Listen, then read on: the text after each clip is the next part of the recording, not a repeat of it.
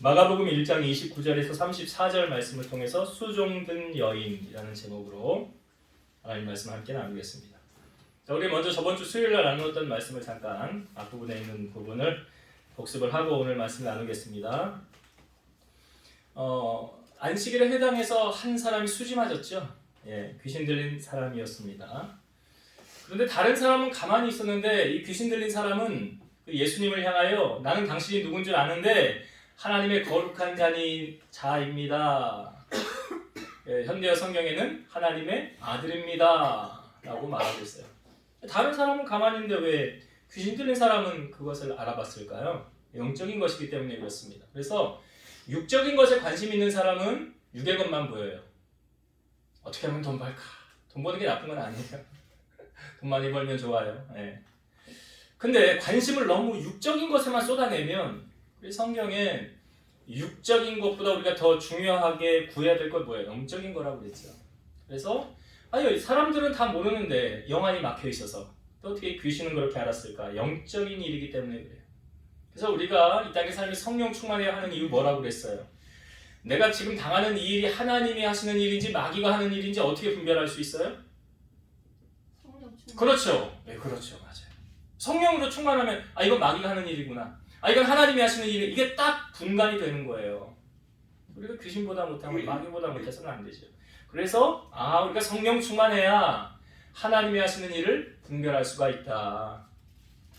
그래서 늘 깨어서 성령 충만에 힘써야 된다라는 것과 또 예수님께서 지금 이 사람을 이제 더러운 귀신을 내쫓아 주시는 것을 통해서 주님이 이 땅에 오신 목적, 인자가 이 땅에 온 것은 섬김을 받으려 함이 아니라 섬기려 하고 많은 사람을 자기 목숨을 대속물로 주려 함이라, 그런 섬김의 말씀도 있고 귀신의 일을 멸하려 주님이 이 땅에 오셨다고 하잖아요. 요한일서 말씀에 보면. 그래서 이 귀신 들린 이 사람은 세상적인 방법으로 해결이 안 되잖아요. 문제가 누구도 해결할 수 없는 문제를 예수님은 해결하실 수 있다. 그러면 우리의 인생의 모든 문제도 주님 앞에 가지고 나아가면 주님이 해결을 못하실 문제가 없지요. 주님 앞에 가지고 나오는 거예요. 그러니까 주님은 무엇이든지 하실 수 있다. 능치 못하심이 없다라는 것. 그런 믿음으로 우리가 주님 앞에 나와서 예배해야 된다. 저번 주에 귀신 들린 사람 통하여 우리가 이 말씀을 나누었어요. 자, 오늘 말씀해 보니까 회당에서 주님이 말씀을 마치시고 어느 집으로 향합니다. 누구네 집이냐면 시몬과 안드레의 집에 들어가셨더라 그랬어요.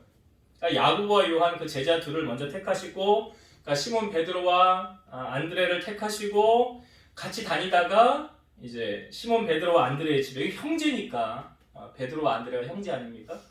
그 집에 들어가게 됩니다. 예수님이 시몬과 그러니까 베드로와 안드레의 집에 왜 가셨을까? 왜 가셨을까? 힘드시니까 좀 쉬시려고 가셨나? 아니면 그 시몬과 안드레의 집 형편이 좀 어떤가? 그것을 보러 가셨나? 성경을 묵상하다가 그곳에 주를 필요로 하는 사람이 있으셔서 주님이 가셨구나. 여러분, 주님의 발걸음은 하나도 우연이라는 것이 없어요. 그냥 우연이 됐지, 우리의 인생의 모든 일도 그냥 우연이 되어졌지 아니에요. 그곳에 주님을 필요로 하는 사람이 있더라. 그 사람이 누구냐 보니까 시몬의 장모였어요. 여러분, 우리 이런 말 있죠. 사위사랑은 누구래요? 장모래요. 사위사랑은 장모라. 저도 이제 우리 장모님을 이제 먼저 천국을 보냈지만, 장모님 생각하면 여러분 그 사람이 추억이라는 게 있잖아요. 생각나는 게. 근데 음식을 통해서 생각이 많이 나요. 제가 우리 장모님이 만들어준 만두를 엄청 좋아했어요. 별로 특별하게 많이 뭘 넣은 것도 아니에요, 이렇게 보면. 근데 그렇게 맛있더라고요. 희한하게 손맛이라고 그러나요, 그게? 하여튼 만두가 그렇게, 제가 삶은 거를 한 3-40개 먹고 또 튀겨주세요 해서 한 2-30개 먹고 제가 그랬어요, 정말. 사람 같지가 않죠.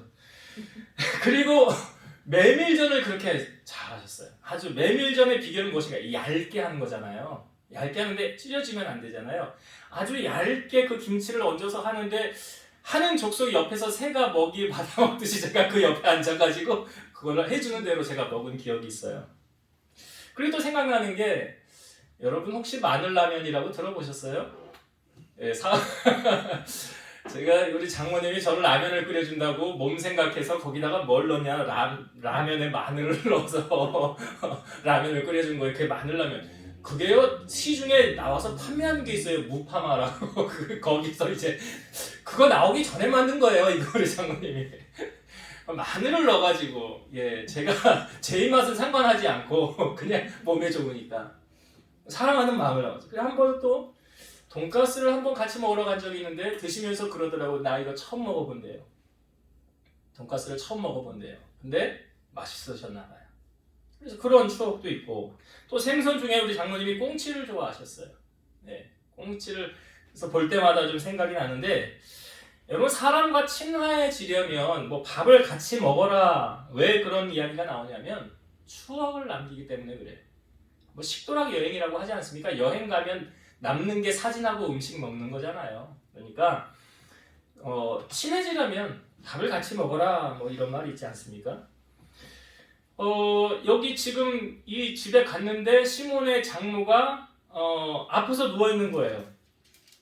여러분 베드로는 결혼한 사람이죠. 근데 특이하게도 성경에 베드로의 아내의 이름조차 뭘 했던 사람이다라고 소개되어져 있지 않아요. 그런데 장모는 소개를 하고 있어요. 그러니까 장모가 있다는 것은 분명히 아내의 어머니잖아요. 베드로는 분명히 결혼한 사람이고 장모가 있었다. 근데 생각을 해보세요, 여러분. 장모 입장에서 이 사위가 그러니까 가정으로서 그러니까 직업으로 말하면 어부잖아요. 성실하게 배를 끌고 나가서 물고기 잡아서 가족의 생계를 책임지던 그 베드로가 그렇게 성실했던 우리 사위가 어느 날 갑자기 집을 나가서 어떤 예수라는 사람을 따라다니면서 집은 도대체 신경도 쓰지 않고 돌아보지도 않던 그 사위가 장모의 눈에 이뻤을까요? 미웠을까요? 그렇게 성실했던 우리 사위, 집 밖에 몰랐던 우리 사위, 그냥 물고기 잡아서 어떻게 하면 가정을 이어나갈까 생각했던 우리 사위가 아니 뭐가 잘못됐을까? 왜 집을 나갔을까? 아내하고 불안가? 보니까 그것도 아니에요. 우리가 앞부분에 보았지만 예수님이 너 나를 따르라 그래서 그때부터 예수님 따라다닌 거예요. 그렇게 보면 가정 파탄의 원인이 아닌가. 예수님이요. 그래서 이 장모가 지금 열병으로 누워있더라. 이 열병을 해석하기를 신학자들이 말라리아라 이렇게 해석을 해요. 말라리아. 그러니까 높은 열을 동반하면서 이게 사망률이 높은 거예요. 제가 조금 확대를 해석하면 여기다 그냥 우라병을 동반한 거예요. 우라병이 같이 온 거예요.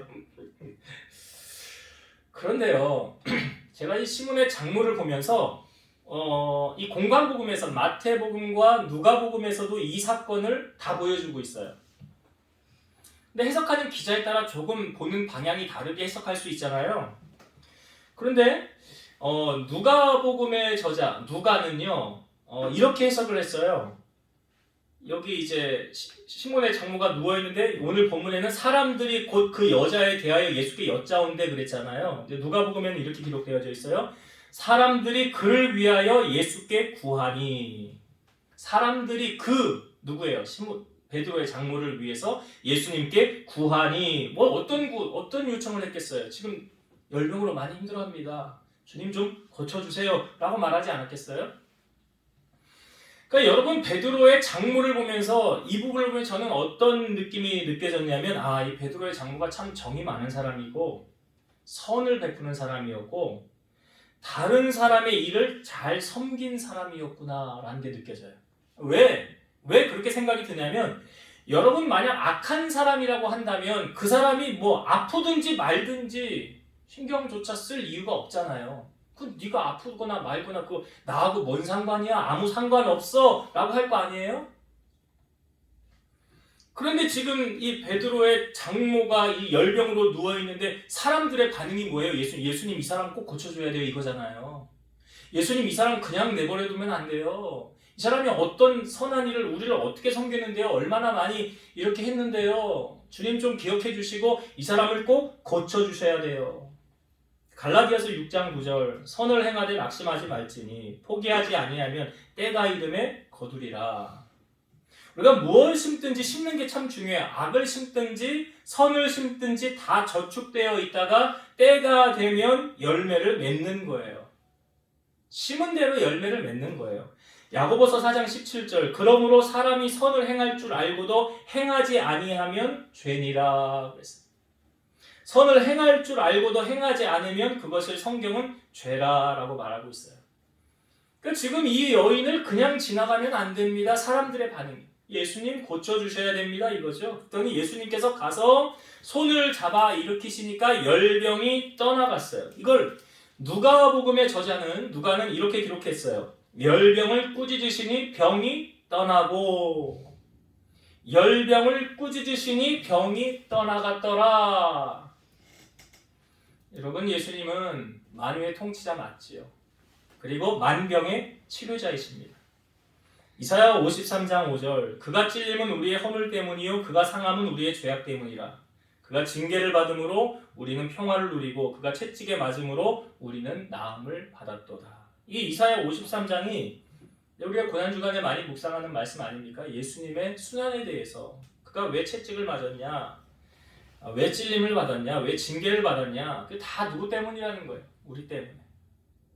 그러니까 여기 채찍에 맞음으로 우리가 나음을 받았도다 그랬죠. 베드로전서 2장 24절 친히 나무에 달려 그 몸으로 우리 죄를 담당하셨으니 이는 우리로 죄에 대하여 죽고 의에 대하여 살게 하려 하심이라. 그가 채찍에 맞음으로 너희는 나음을 얻었나니. 이사야서 나오는 말씀하고 공통적으로 나오는 게 뭐냐면 그가 채찍에 맞음으로 우리가 나음을 받았다. 베드로전서도 그가 채찍에 맞음으로 너희는 나음을 얻었다. 여러분 주님이 못 고치실 병은 없습니다. 의술로 되지 않는 것, 병원에서도 포기한 것도요. 주님 앞에 나오면 주님은 능치 못하심이 없습니다. 히스기야를 통하여 너는 질병으로 이제 죽을 것이다 그랬잖아요. 근데 히스기야가 낯을 벽으로 향하여 하나님 앞에 간절히 기도했죠. 주여 내가 주님 앞에 진실과 전심으로 행한 것을 추억하여 주옵소서 그랬더니 이사야가 가기도 전에 하나님이 이사야에게 말씀하시기를 너는 다시 히스기야에게 가서 너의 생명을 내가 15년 연장할 것이니라 가서 이야기해 주어라. 생명을 주관하시는 분이 누구세요? 하나님이시잖아요. 그래서 사람의 몸만 죽이는 사람을 두려워하지 말고 몸과 영혼을 능히 지옥에 멸하실 수 있는 이를 두려워하라 그랬어요. 자, 이 여인이 이제 열병이 떠났어요. 예수님이 고쳐주었어요. 새롭게 되었습니다. 정말 주님의 큰 은혜를 그가 경험하게 됐어요. 그리고 나서 이 여인이 새롭게 된 다음에 뭘 했냐라고 성경에 보니까 열병이 떠나고 여자가 그들에게 수종 들었더라. 수종 들었다는 게 뭐냐? 수종이 뭐냐면 남을 따라다니며 곁에서 심부름 따위에 수종을 드는 거. 심부름꾼이 쉽게 말하면. 옆에서 뭐가 필요하지? 이렇게 섬기는 거예요. 받치면서. 왜 여인이 이렇게 한 겁니까? 주님의 은혜에 보답하는 거잖아요. 주님의 은혜에 보답하는 거예요. 여러분 우리가 이 땅에 살면서 나 참 사람이 싫어 하는 분들 있죠. 왜 이런 일이 벌어집니까? 은혜를 잃어버리기 때문에 그래요. 좋을 땐 좋아요. 근데 싫어지면요. 얼굴조차 보기 싫은 거예요. 언제 그랬냐는 듯이. 여러분 어떤 사람이 좋은 사람일까요? 언제나 변함이 없는 사람이 좋은 사람이에요. 언제나 변함이 없는 사람이 좋은 사람이에요. 신앙생활도요. 막 뜨거웠다 차가웠다 그런 사람 말고요. 늘 그냥 한결같이 변함이 없는 사람. 그러니까 문제가 있으면 하나님 앞에 엎드려서 나 하나님 없으면 안 돼요. 막 기도하고 막 그랬어 응답받았어요. 그러면 바이바이 주님. 나 이제 문제 해결받았어요. 기도 제목 없어요. 그런 사람 말고요.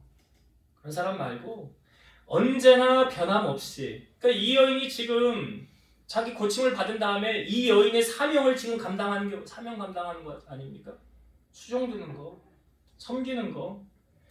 받은 은혜가 크니까 그 사랑을 이제 주님에게 보여주는 거잖아요. 실천하는 거잖아요. 여러분 우리가 뭐 봉사를 하건 뭘 하건 간에 그걸 의무감으로 하면 지칩니다.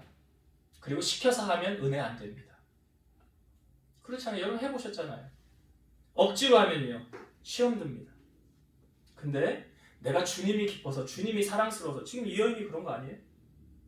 열병으로 정말 하루하루가 고난의 세월 연속이었는데 주님이 싹 걷어가 주시고 나를 자유롭게 해주셨어요. 그러니까 내 건강한 몸으로 뭐 해 이제? 주님 섬겨야지. 이건 뭐 누가 시켜서 하는 거 아니죠? 그냥 우러나오는 마음 아닙니까? 그러니까 주님께 받은 사랑이 크니까 그게 뭘로 연결되는 거예요? 사명으로 연결이 되는 거예요. 그래서 주님 앞에 섰을 때 우리가 다 이런 칭찬, 착하고 충성된 종아, 작은 일에 충성했으니 내가 큰 것을 맡기리라. 이러한 은혜가 우리의 삶 가운데 있어야 되지 않겠는가? 그러니까 이 여인이 지금 받은 은혜와 그 사랑을 나를 구원해 주신 그 주님. 그러니까 사도 바울도 그랬잖아요. 내가 주님께 받은 은혜가 너무나 크다. 그래서 자기 몸에 뭐 가시가 하나님이 자고하지 말려고, 자고하면 교만하지 말라고. 그래서 네 은혜가 약한 데서 족하니라 그러잖아요. 사도 바울이 그 뭐 많은 은사 체험도 하고 은사도 많고 능력도 많은데 하나님이 교만하지 말라고, 겸손하라고 가시를 주셨는데 끝까지 자기를 쳐서 뭐예요? 복종했죠.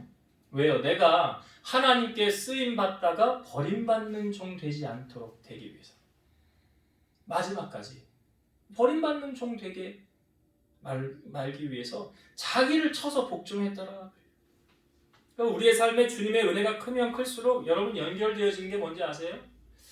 뭘로 주님 기쁘시게 할까? 이게 이렇게 연결되는 거예요. 내게 준 사명 어떻게 하면 감당할까? 이게 은혜 받은 사람의 특징이에요. 지금 장로가 그런 거예요. 베드로의 장로가 그렇게 자기의 사명을 감당하더라 하는 것을 우리에게 보여주고 있어요.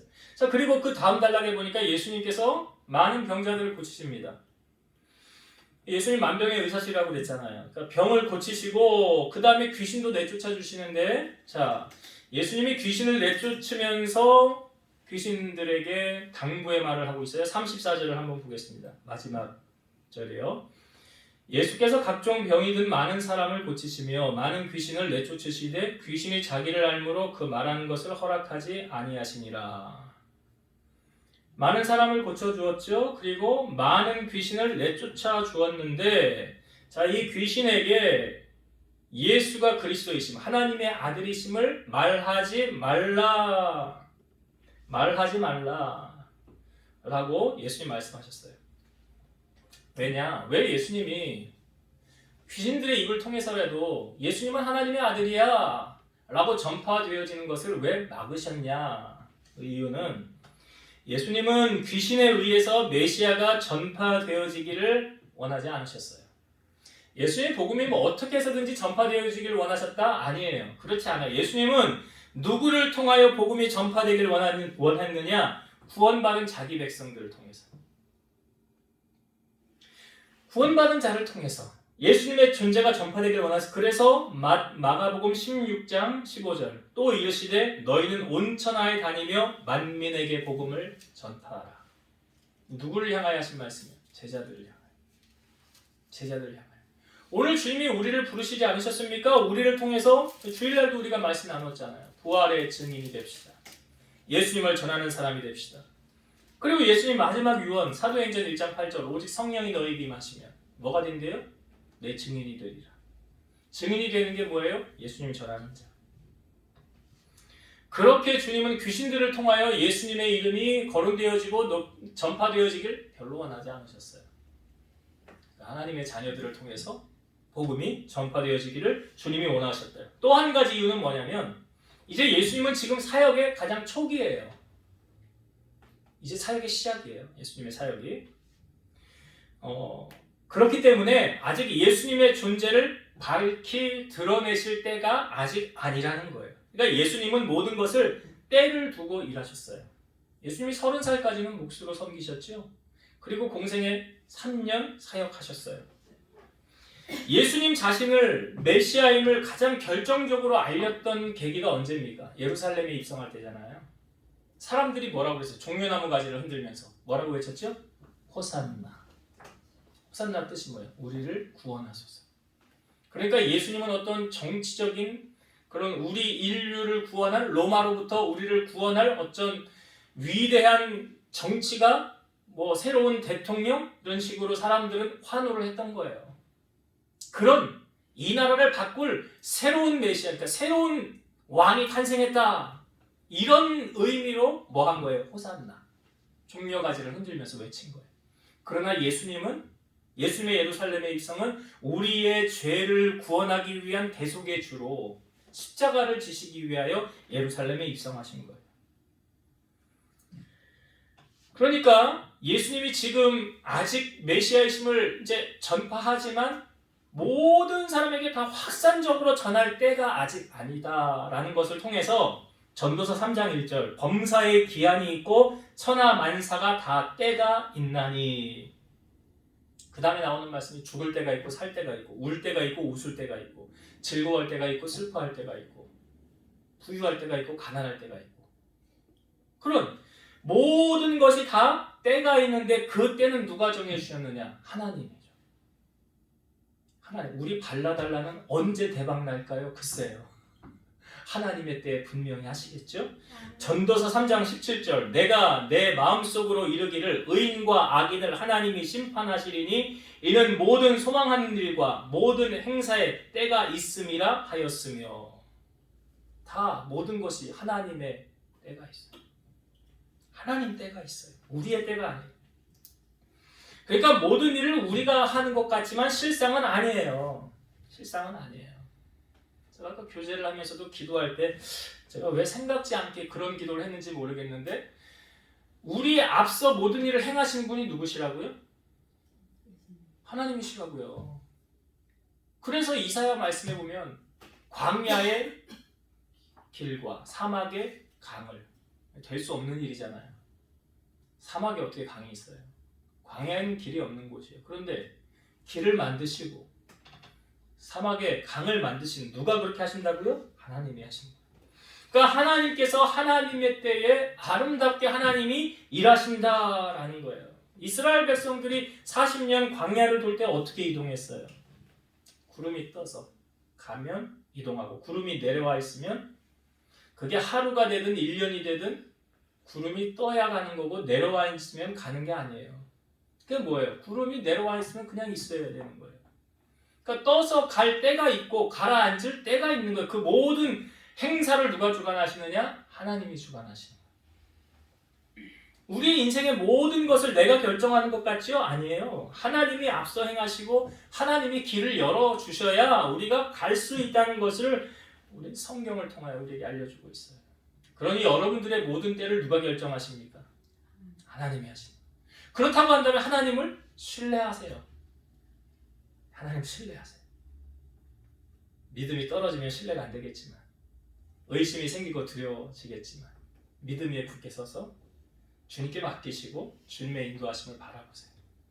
하나님이 놀랍도록 역사하여 주실 줄로 믿습니다. 이제 말씀을 정리하고 마치겠습니다. 오늘 예수님께서 회당에 나오셔서 도착한 곳이 어디라고요? 여러분, 예수님은 성경에 이렇게 말하잖아요. 나를 간절히 찾는 자가 나를 만나리라. 왜? 하나님 살아계시니까. 살아계시니까 만나주신다는 거예요. 살아계시지 않으면 이런 말을 할 수가 없죠. 그 주님의 발걸음이 우연 같지만 그곳에 주님을 필요로 하는 영혼이 있었죠. 누구예요? 장모. 시몬의 장모. 그런데 이 장모가 어떻게 살아왔습니까? 사람들의 평가를 들어보면 알아요. 저 사람은 어떤 사람이에요? 물어봐요. 여러분, 교회에서 사실은 직분을 세울 때도요, 성경에서 말하기를 그 사람이 어떠한 사람인가 주변에 물어봐라 그랬어요. 그리고 시험해봐라. 자격이 되나 안 되나. 물어봐야 돼요. 주변에. 그래서 아유, 저 사람은 안 돼요. 저 하나님 영광 가려요. 본의 안 돼요. 자기밖에 몰라요.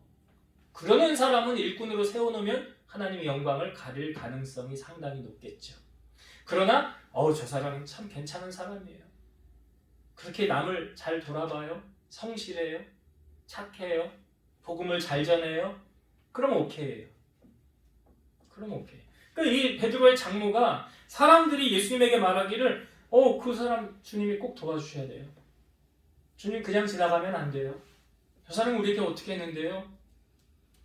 이게요, 다 때가 되니까 이것도 거두는 거 아닙니까?